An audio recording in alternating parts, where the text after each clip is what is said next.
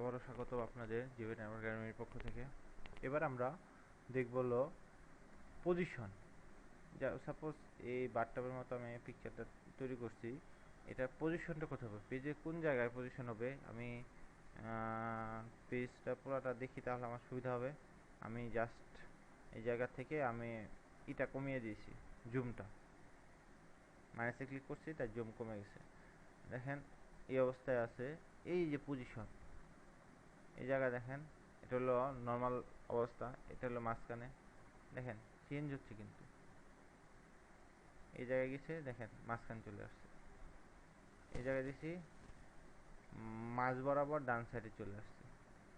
এটাই দিয়েই কর্নারে চলে আসছে। বুঝতে পারছেন? এইভাবে পজিশন আমরা নির্ধারণ করতে পারি।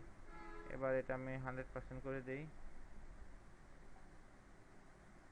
কিন্তু পজিশনটা কিন্তু নিচে চলে আসছে। আমি উপরে দিলাম, উপরে আসছে। বুঝতে পারছেন?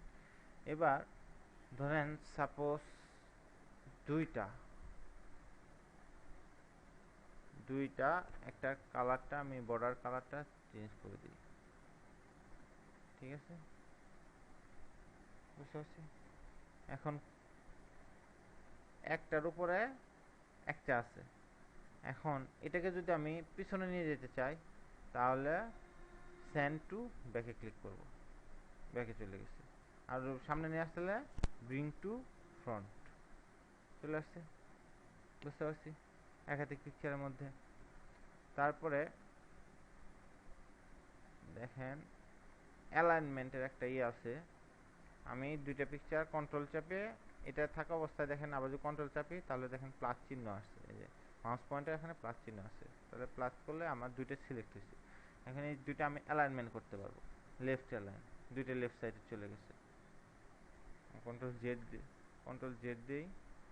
তারপরে আমি আপনার রাইট অ্যালাইন চাচ্ছি, রাইট সাইডে চলে আসছে। তারপরে আমি চাচ্ছি হলো দুইটা এক জায়গায় থাকবে পাশাপাশি, আমি এভাবে অ্যালাইন করতে পারবো। দুইটা এক জায়গায় চলে গেছে। এগুলো হলো টেক্সট অ্যালাইন। এবার আসি আরেকটা গুরুত্বপূর্ণ বিষয়, সেটা হলো লেখার সাথে এই যে আমরা আগে এটাতে রোটেট করছি না, এই রোটেটে কিন্তু এই জায়গায় আছে।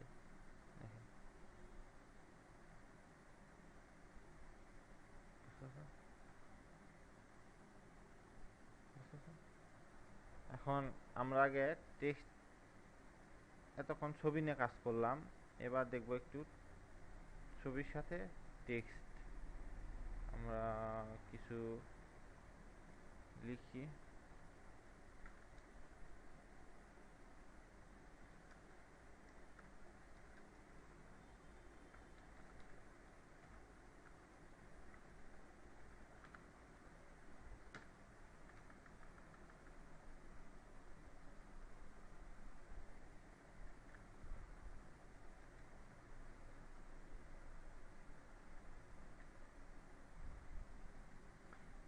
দেখেন ছবির জায়গায়, ছবিটা যে জায়গায় রাখবো সেই জায়গায় ওইভাবে আমার লেখাটা হয়ে যাচ্ছে। এটাকে যদি আমি আরো আরো সুন্দর হয়, আমি যদি জাস্টিফাই করে দিই, কন্ট্রোল জে অথবা এই জায়গায় জাস্টিফাই, তাহলে আমার দেখতে সুন্দর লাগবে।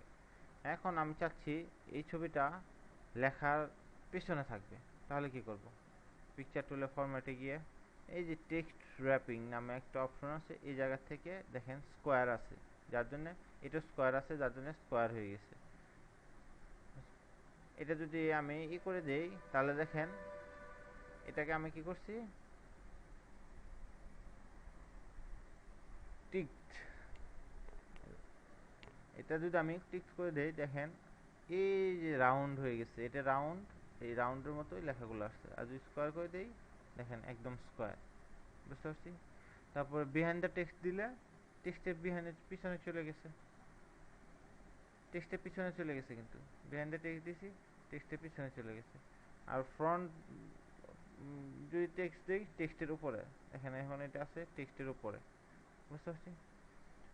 টপ অ্যান্ড বটম যদি দেই, তাহলে এটা যে জায়গায় থাকবে তার উপরে এবং নিচে কোনো লেখা উপরে এবং নিচে থাকবে, অন্য জায়গায় কোনো লেখা থাকবে না, বুঝতে পারছি। তারপরে ছোট দিলে এটা চতুর্থ সাইড দিয়ে অটোমেটিক লেখা নিয়ে যাবে। যেমন সাপোজ এটাকে যদি দেই, এটাকে একটু লম্বা করে দেই, তাহলে সুবিধা হবে আমাদের বুঝতে। এটা যদি আমি শর্ট দেই, দেখেন চতুর্থ সাইডের লেখা, বুঝতে পারছি,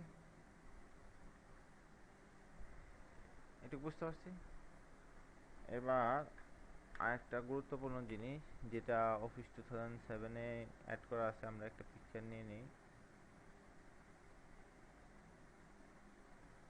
এই পিকচারটা ক্রপ কাটবো, আমি শুধু এই টিউলিপটা রাখবো আর কোনো রাখবো না। এটা আমরা আগে এমনি নর্মালি ফটোশপে করি, কিন্তু অফিস 2007-এ এটা ক্রপ টুল এখানে দেওয়া আছে। এই যে ক্রপ টুল, ক্রপে ক্লিক করলে দেখেন এই কর্নারগুলো হচ্ছে। এই জায়গায় যদি নেই তাহলে মাউস পয়েন্টার চেঞ্জ হয়ে যাচ্ছে। এটাকে আমি যতটুকু দরকার ততটুকু বরাবর ক্লিক করে ধরে এনে করলেই দেখেন আমার কাটা হয়ে গেছে। বাইরে ক্লিক করলেই শেষ। আবার ক্লিক করলাম, আবার যদি এটাকে আবার বড় করতে চাই, আবার এভাবে বড় করলে এইটুক ছবি বড় হচ্ছে। কিন্তু আমি ক্রপে ক্লিক করে যদি আমি এটা ধরে টান দেই, তাহলে দেখেন ওই যে পরের ছবিটাও চলে আসছে অটোমেটিক, বুঝতে পারছি। এটা হলো ক্রপ টুল। এটা এই জায়গায় হাইড ওয়াইড আছে, আমি এটার হাইড ওয়াইড নির্ধারণ করতে পারবো, বাড়াইতে পারবো। এই হলো আপনার ইয়ের কাজ, পিকচারের কাজ। তাহলে আজকে এইটুকুই। ওকে, বাই, আল্লাহ হাফেজ।